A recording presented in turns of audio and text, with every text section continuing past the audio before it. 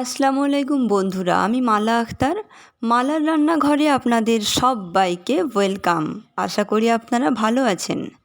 আজকে আমি আপনাদের এক দারুণ মুখরোচক স্বাদের সুজির পকোড়ার রেসিপি দেখাবো। তাহলে চলুন রেসিপিটা প্রথম থেকেই দেখে নিই। প্রথমে আমি একটা বাটির মধ্যে কিছুটা সুজি নিয়ে নিয়েছি।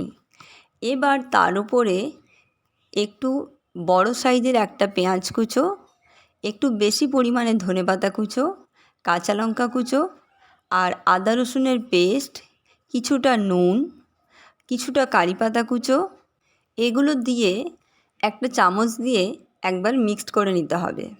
তারপর তাতে কিছু চালের গুঁড়ো অ্যাড করে আবারও ভালোভাবে মাখিয়ে নিতে হবে। এই মাখানোটার সময় অল্প অল্প জল দিয়ে দিয়ে মাখতে হবে। একেবারেই বেশি জল দিয়ে দিলে পুরো ব্যাটারটা একটু পাতলা হয়ে যাবে, তখন আর পকোড়াগুলো করা যাবে না। এইবার হালকা করে মেখে নিয়ে 10 মিনিটের জন্য ঢাকা দিয়ে রেস্টে রেখে দিতে হবে।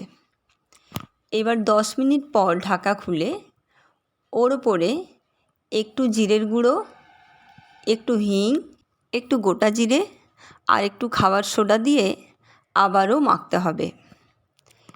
এবার সুজিটা যেহেতু 10 মিনিট ভেজানো ছিল, তাই সুজিটা একটু নরম হয়ে গেছে। এবার আবারও একটু জল দিয়ে দিয়ে ভালো করে মাখতে হবে। এই মাখানোর সময় লক্ষ্য রাখতে হবে যাতে একদম পাতলা না হয়ে যায়। এইভাবে না নরম না শক্ত। এবার গ্যাসের ফ্লেমটা অন করে একটা কড়া বসিয়ে দিতে হবে। কড়াইটা যতক্ষণ পর্যন্ত ভালোভাবে না গরম হচ্ছে ততক্ষণ পর্যন্ত তেলটা না দেওয়াই ভালো, কারণ কড়াই যদি ভালোভাবে গরম না হয় তারপর যদি তেল দেওয়া হয় তাতে করে সুজিটা দেওয়ার পরে সুজিটা লেগে যাবে।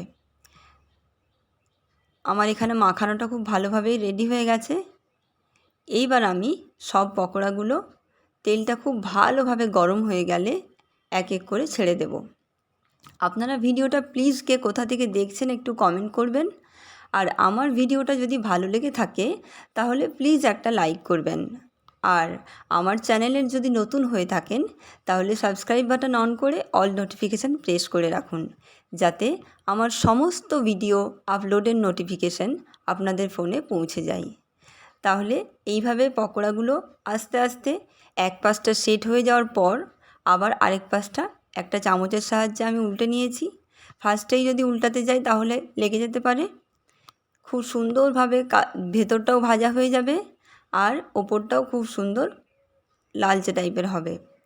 একটু মিডিয়াম ফ্লেমে ভালো করে সময় নিয়ে ভাজতে হবে।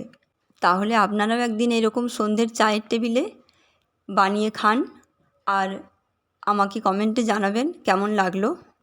আজকে তাহলে এই পর্যন্তই। আবার আসবো অন্য কোনো দিন নতুন কোনো ফ্লেভারের রান্না নিয়ে। ততক্ষণ পর্যন্ত সবাই সুস্থ থাকবেন, ভালো থাকবেন। ধন্যবাদ।